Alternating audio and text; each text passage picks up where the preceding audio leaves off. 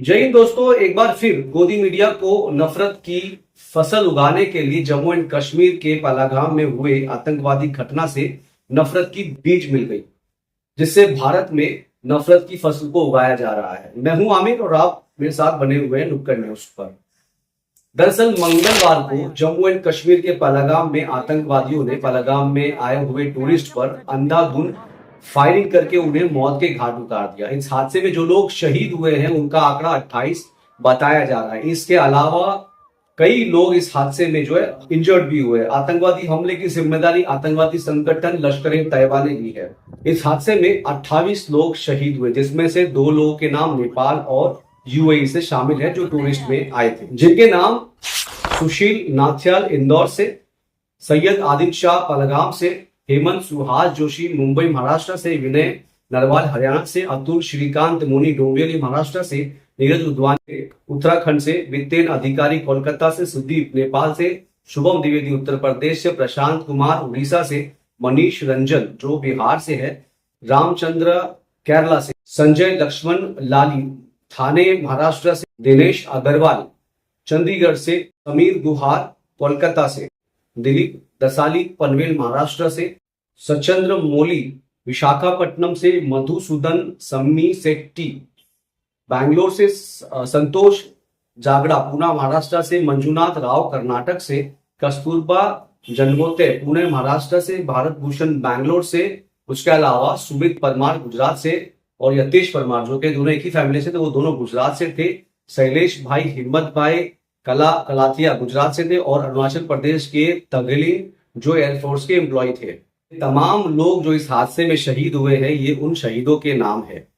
मैं पूरे भारत के लोगों की तरफ से इन सभी शहीदों के नाम श्रद्धांजलि पेश करता हूं और उनके परिवार के साथ पूरे भारत के लोग जो है उनके दुख में शामिल है। अब बात रही नफरत की, तो कैसे भारत को जो हिंदू और मुस्लिम में बांटने का आरोप जो है लगातार मेन स्ट्रीम मीडिया पर लगता हुआ आ रहा है। अब इस ट्विटर को यानी कि ट्विटर पे देखे किस तरीके से पोस्ट किया है। जयकी यादव अपने ट्विटर पे यानी कि एक्स अकाउंट पर लिखते हैं कि एबीपी न्यूज की पत्रकार चित्रा त्रिपाठी कश्मीर में रिपोर्टिंग करने पहुंची। यहां पर जब वो रिपोर्टिंग कर रही थी तभी कुछ कश्मीर के स्थानिक लोग एकजुट हो गए और वो नारेबाजी करते हुए गोदी मीडिया मुर्दाबाद के नारे लगाने लगे।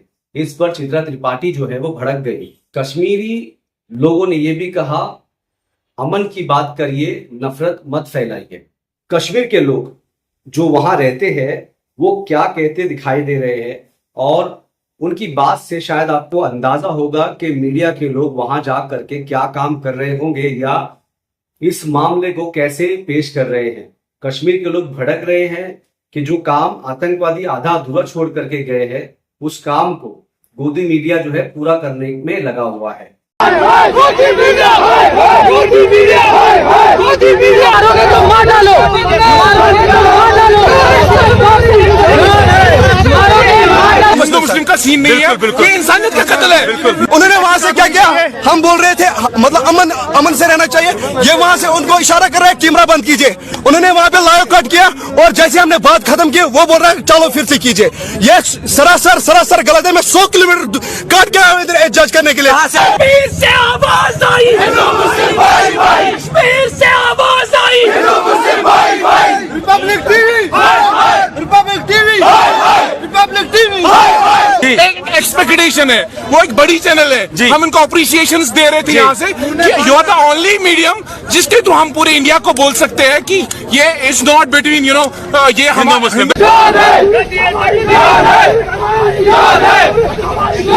इस बात को समझना होगा दोस्तों कि आतंकवादी का कोई धर्म नहीं होता और आतंकवादियों में धर्म पूछकर मारा है इसलिए कि इसे सिर्फ 28 लोगों की जान ही नहीं लेनी थी, बल्कि जो 150 करोड़ भारतीय हैं उनके बीच नफरत की खाई भी खोदनी थी। आधा काम पाकिस्तान से आए हुए आतंकवादियों ने किया और अब आधा काम जो है गोदी मीडिया करने में लगा हुआ है।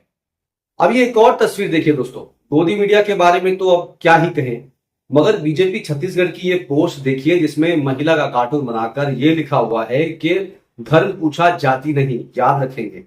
अब ये दूसरी तस्वीर देखिए जिसमें बीजेपी छत्तीसगढ़ के यूथ लीडर अरविंद अग्रवाल क्या लिख रहे हैं।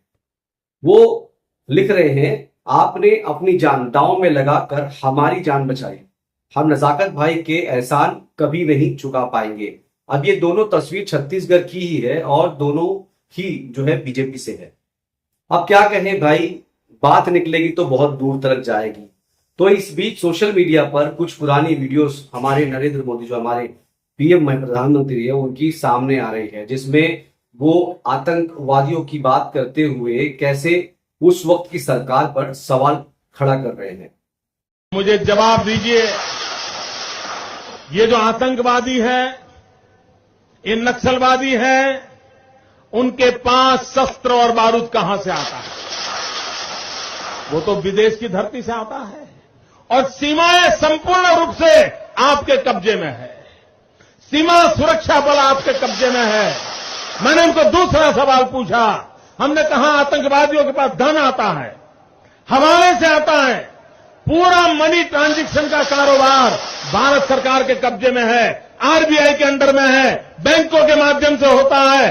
क्या प्रधानमंत्री आप इतनी निगरानी नहीं रख सकते कि ये जो धन विदेश से आकर के आतंकवादियों के पास जाता है आपके हाथ में है, आप उसको क्यों नहीं रोकते हैं?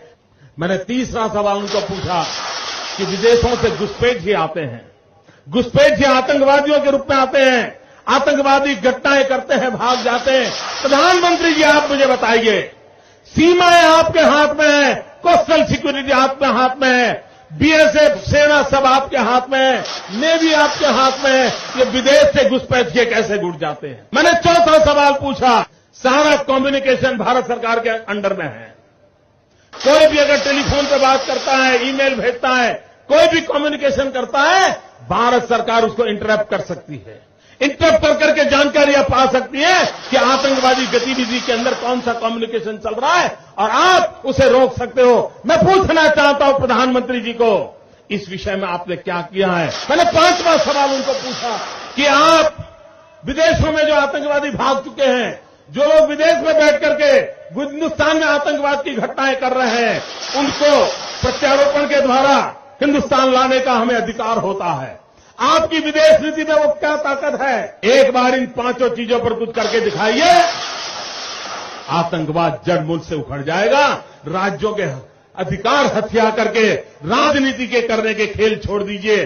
भाइयों बहनों, दिल्ली की सल्तनत के पास मेरे इन सवालों के जवाब नहीं है। दिल्ली की सरकार में वो सीना नहीं है, 46 इंच का सीना लगता है। दोस्तों अब सोचिए दोस्तों, ये सारे सवाल के जवाब किससे मिलने चाहिए या किससे पूछे जाने चाहिए, लेकिन हमारा दिमाग गोदी मीडिया ने ऐसे भ्रष्ट कर दिया है कि जाना था जापान और पहुंच गए चीन।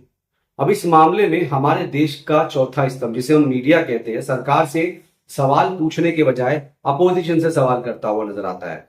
कि लोग पूछ रहे हैं कि इतना बड़ा हादसा हो गया, इसका जिम्मेदार कौन है? इतना बड़ा हमला हुआ, प्लान किए बिना तो एग्जीक्यूट नहीं किया होगा, जरूर पहले इसको प्लान किया गया और तब जाके एग्जीक्यूट हुआ है। और हम भारतीय जो हमारे इंटेलिजेंस और खुफिया एजेंसीज की तारीफ करते हुए थकते नहीं है। वो क्या कर रही थी जब ये हमला प्लान किया जा रहा था? अब बताया ये जा रहा है कि पाकिस्तान से जो आतंकवादी आए थे वो पाकिस्तान से आए थे और हमला करके जो है वापस भाग गए। तो दोनों देशों के बीच में बॉर्डर होता है और उस बॉर्डर पर जवानों की तैनाती होती है। तो ये आतंकवादी आए कैसे और फिर भाग भी गए? तो जवान जो बॉर्डर पर तैनात थे वो क्या कर रहे थे? अब कश्मीर जो काफी सेंसिटिव इलाका है, पूरे दुनिया भर से लोग यहाँ पर टूरिस्ट जो है वो घूमने के लिए आते हैं और आपको पता है कि बहुत सेंसिटिव स्टेट है और माना जाता है। और हर सड़क पर गली में हम देखते हैं कि सिक्योरिटी और जवान तैनात रहते हैं। तो फिर जहां इतने सारे लोग घूमने आए थे वहां पे सिक्योरिटी क्यों नहीं थी? तो ऐसे कई सारे सवाल भारत के लोग पूछ रहे हैं और सवाल अपोजिशन से नहीं, कुर्सी पर बैठे लोगों से पूछना चाहिए कि इतनी बड़ी साजिश कैसे हुई और इस फेलियर पर क्या डिफेंस मिनिस्टर इस्तीफा देंगे, होम मिनिस्टर इस्तीफा देंगे, क्या प्राइम मिनिस्टर इस्तीफा देंगे? ऐसे कई सारे सवाल भारत के वो मासूम लोग पूछ रहे हैं जिनको राजनीति जो है अब धीरे धीरे समझ आने लगी है। मैं आमिर खान, नुक्कड़ न्यूज।